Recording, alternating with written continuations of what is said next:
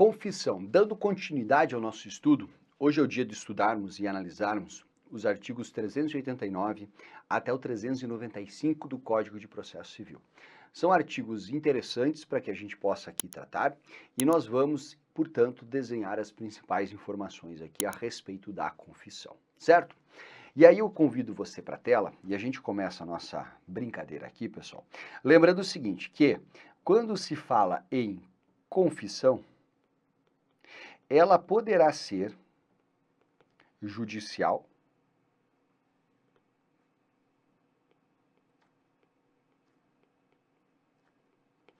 ou ela pode ser extrajudicial.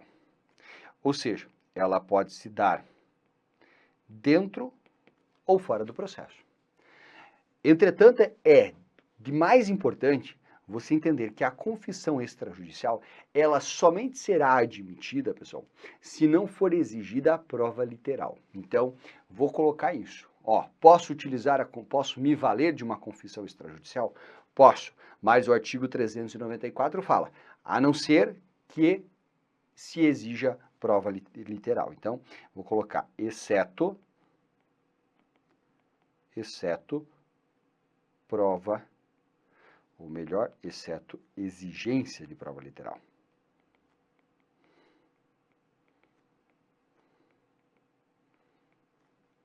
Certo?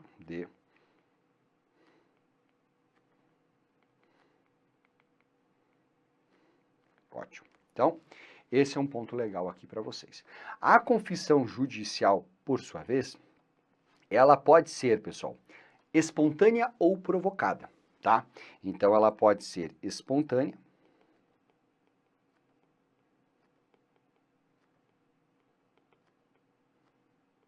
ou provocada. Né? A própria parte vai lá e confessa espontaneamente, ou ali naquele jogo de perguntas e na pressão, ou eventualmente ela começa a se contradizer ao longo das suas falas, né, provocado pelo advogado da parte adversa, entende-se que ela confessou, certo? Naturalmente aqui, a provocada ela vai constar ali do termo do depoimento pessoal da parte. Tá, mas vamos lá. Eu não falei aqui a vocês, então vamos puxar isso. O que é a confissão, pessoal? Veja, a confissão é quando nós temos o quê? Quando nós temos a admissão de um fato que me é desfavorável e é favorável à parte contrária. Então, na verdade, a confissão é você admitir fato desfavorável, vou colocar, né, abreviadinho aqui, e favorável à parte contrária, tá? Então, se você quiser um conceito, é esse, né? É um conceito bem lógico, faz todo sentido, é justamente isso que nós temos em termos de confissão, mas tá lá para você, caso você precise lembrar, ou caso você queira lembrar de um conceitinho aí, tá? Então, basicamente é isso. E aí você já entendeu que ela pode se dar dentro ou fora do processo. Ótimo, tá? Então, começamos bem aqui a parte atinente à temática da confissão. Perfeito, pessoal. Olha só. Aí tem algumas repercussões aqui, né? Tá, vamos lá. Eu confessei. Então, vamos colocar assim, ó. Eu confessei. Tá. Se eu confessar, isso prejudica litisconsortes? Não, não prejudica litisconsortes. Então, eu confessei. Não afeta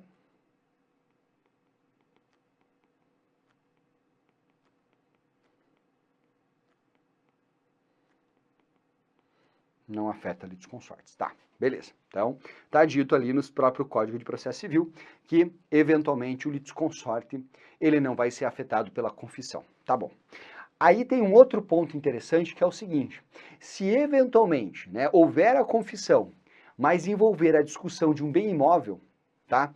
Um bem imóvel ou de direito real sobre bem imóvel, essa confissão, ela só tem validade se o cônjuge confessar também. Então, vamos lá. Então, eu vou colocar aqui, ó, se houver bem imóvel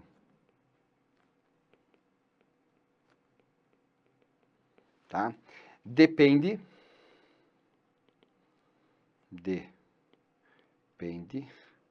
de confissão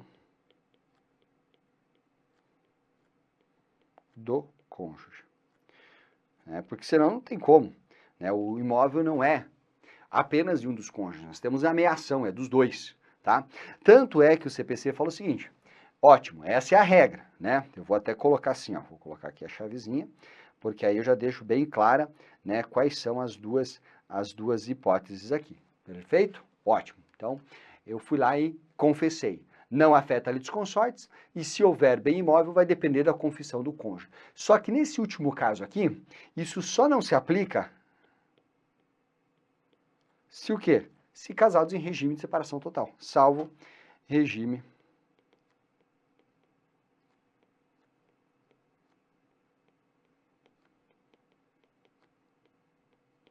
salvo-se casados em regime de separação total de bens. Perfeito? Então, tá aí para você. Essas são algumas regrinhas aqui, algumas repercussões em razão, né, da confissão. Lembrando ainda, pessoal, que a confissão, e aí eu vou abrir uma outra tela aqui para a gente poder falar a respeito disso, a confissão ela é irrevogável, tá? Então, vou colocar aqui, ó, ela é irrevogável.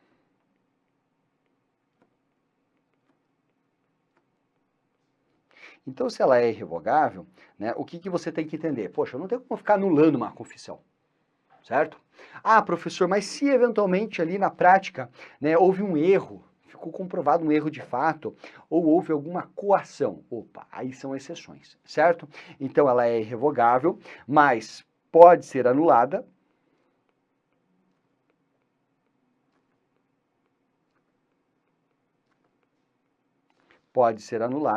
em dois casos. Ela vai poder ser anulada em caso de erro de fato, veja que lógico, erro de fato ou numa situação que é pior ainda, que é de coação. Ótimo. Aí nesse caso, beleza, né? Outro ponto importante aqui é que a confissão, ela é indivisível.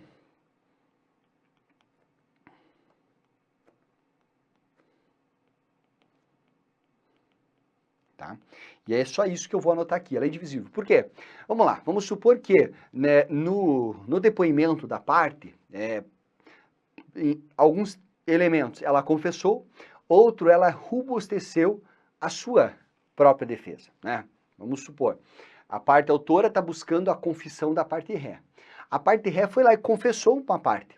Só que em relação ao restante que ela disse, deixou a outra parte, a sua defesa ré, mais forte em razão do que ela disse, quando ela deveria, na verdade, se pretendia que ela confessasse em favor da parte autora.